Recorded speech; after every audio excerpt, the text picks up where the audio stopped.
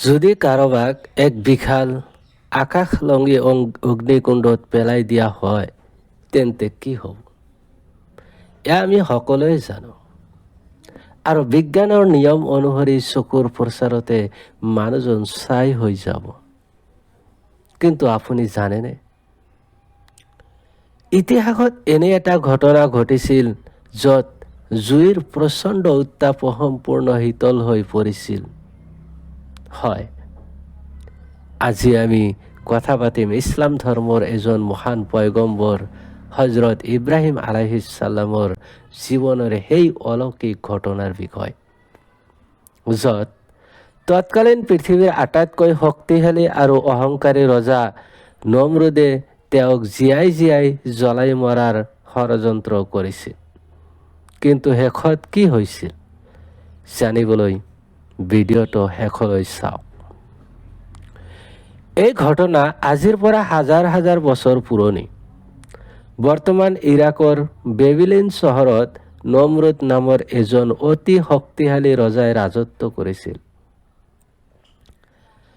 নমৰুদ ইমানেই অহংকাৰী আছিল যে তেওঁ নিজকে ভগৱান বুলি দাবী কৰিছিল আৰু প্ৰজাসকলক তেওঁৰ পূজা কৰিবলৈ বাধ্য কৰিছিল। সেই সময়ত সমাজত কাঠ আৰু পাথৰ মূৰ্তি পূজা কৰা হৈছিল। আচৰিত কথা যে হজৰত ইব্ৰাহিম আলাইহিছ সালামৰ পিতৃ আজৰ নিজেই আছিল চহৰখনৰ আটাইতকৈ ডাঙৰ মূৰ্তি নিৰ্মাতা। কিন্তু সৰুৰে পৰা ইব্ৰাহিম আলাইহিছ সালাম আছিল অতি বুদ্ধিমান। তেওঁ বুজি পাইছিল যে মানুহে নিজ হাতেৰে বনোৱা এই নিৰ্জীৱ মূৰ্তিবোৰে কাৰো ভাগ্য সলনি কৰিব নোৱাৰে। তেওঁ এক অদৃশ্য আৰু সৰ্বশক্তিমান আল্লাহৰ সন্ধান পালে আৰু সমাজৰ সকলোকে সত্যৰ পথলৈ মাতিবলৈ ধৰিলে। এবাৰ চহৰৰ সকলো মানুহে এক ডাঙৰ উৎসৱ উদযাপন কৰিবলৈ চহৰৰ বাহিৰলৈ গৈছিল। গোটেই চহৰখন খালী আছিল। হজৰত ইব্ৰাহিম আলাইহিছ সালামে সুযোগতে তেওঁলোকক ডাঙৰ মন্দিৰটোত প্ৰৱেশ কৰিবলৈ তাত শাৰী শাৰীকৈ বহুতো মূৰ্তি ৰখা আছিল, যাৰ সন্মুখত মানুহে বিভিন্ন ধৰণৰ খাদ্য উপহাৰ হিচাপে দি থৈ গৈছিল। ইব্ৰাহিম আলাইহিছ সালামে মূৰ্তিবোৰক উদ্দেশ্য ক'লে, তোমালোকে এই খাদ্যবোৰ কিয় খোৱা নাই? তোমালোকে কিয় কথা নকোৱা? ইয়াৰ পিছত তেওঁ হাতত থকা কুঠাৰেৰে এটা এটাকৈ সকলো সৰু মূৰ্তি ভাঙি পেলালে আৰু তেওঁ আটাইতকৈ ডাঙৰ মূৰ্তিটো অক্ষত অৱস্থাত এৰিলে আৰু কুঠাৰখন সেই ডাঙৰ মূৰ্তিটোৰ ডিঙিত ওলমাই থৈ গুচি আহিল। উৎসৱৰ শেষত যেতিয়া মানুহবোৰ মন্দিৰলৈ ঘূৰি আহিল, তেতিয়া সকলৰ উপাস্য দেৱতাবোৰ এই অৱস্থা দেখি সকলো আচৰিত আৰু ক্ৰোধিত হৈ পৰিল। সকলোৱে সন্দেহ কৰিলে যে এই কাম কেৱল ডেকা ল'ৰা ইব্ৰাহিমেহে কৰিব পাৰে। তেওঁক ৰজা নমৰুদৰ দৰবাৰলৈ ধৰি অনা হ'ল। নমৰুদে খঙেৰে সুধিলে, হে ইব্ৰাহিম, আমাৰ দেৱতাবোৰৰ এই অৱস্থা তুমি কৰিছানে? ইব্ৰাহিম আলাইহিছ সালামে অতি শান্ত আৰু বুদ্ধিৰে উত্তৰ দিলে, মই কিয় কৰিম? ডাঙৰ মূৰ্তিটোৱে চাগে এই কাম কৰিছে, কাৰণ কুঠাৰখন তাৰ ডিঙিতে আছে। আপোনালোকে তাক নিজে কিয় নুসুধে, যদিহে সি কথা ক'ব পাৰে?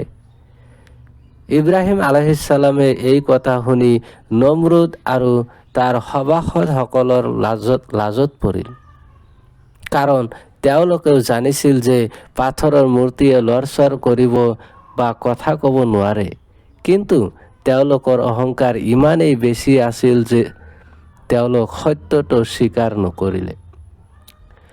নিজৰ পৰাজয় ঢাকিবলৈ নমৰুদে ইব্ৰাহিম আলাইহিছ সালামক এক ভয়ংকৰ শাস্তি দিয়াৰ সিদ্ধান্ত ল'লে।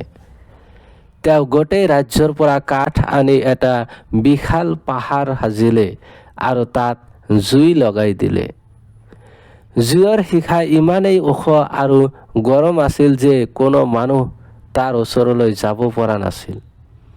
সেয়েহে হজৰত ইব্ৰাহিম আলাইহিছসালামক এটা দূৰৰ পৰা দলিয়াই দিয়া যন্ত্ৰৰ সহায়ত সেই জুইৰ মাজলৈ দলিয়াই দিয়া হ'ল। যেতিয়া তেওঁ বতাহত উপঙি জুইৰ পিনে গৈ আছিল, ফেৰেস্তা জিব্ৰাইল আলাইহিছসালামে তেওঁৰ ওচৰলৈ আহি ক'লে, হে ইব্ৰাহিম, আপোনাক কিবা সহায় লাগে নেকি? ইব্ৰাহিম আলাইহিছসালামে উত্তৰ দিলে, মোৰ বাবে আল্লাহেই যথেষ্ট। ঠিক সেই সময়তে এক ডাঙৰ অলৌকিক ঘটনা ঘটিল। সৰ্বশক্তিমান আল্লাহে জুইক নিৰ্দেশ দিলে, হে জুই, তুমি ইব্ৰাহিমৰ বাবে শীতল আৰু শান্তিদায়ক হৈ যোৱা। লগে লগে জুইৰ সকলো উত্তাপ নাইকিয়া হৈ গ'ল। কেৱল তেওঁৰ হাত ভৰি বন্ধা ৰছীডাল পুৰি ছাই হৈ গ'ল আৰু ইব্ৰাহিম আলাইহিছসালাম জুইৰ মাজত এক সুন্দৰ বাগিচাত বহাৰ দৰে আৰামত বহি থাকিল। কেইবাদিনো ধৰি জুই জ্বলিল আৰু যেতিয়া জুই নিৰ্বাপিত হ'ল, মানুহে দেখিলে যে হজৰত ইব্ৰাহিম আলাইহিছসালাম সম্পূৰ্ণ সুৰক্ষিত অৱস্থাত জুইৰ পৰা ওলাই আহিছে। বন্ধুসকল, নমৰুদৰ ইমান ডাঙৰ শক্তি, সৈন্য আৰু জুইৰ অহংকাৰ আল্লাহে চকুৰ প্ৰচাৰতে ধূলিসাৎ কৰি দিলে। এই ঘটনাই আমাক শিক্ষা দিয়ে যে যদি আমাৰ বিশ্বাস আল্লাহ বা ঈশ্বৰৰ ওপৰত অটল থাকে, তেন্তে পৃথিৱীৰ কোনো শক্তিয়েই আমাৰ অনিষ্ট কৰিব নোৱাৰে। ধন্যবাদ।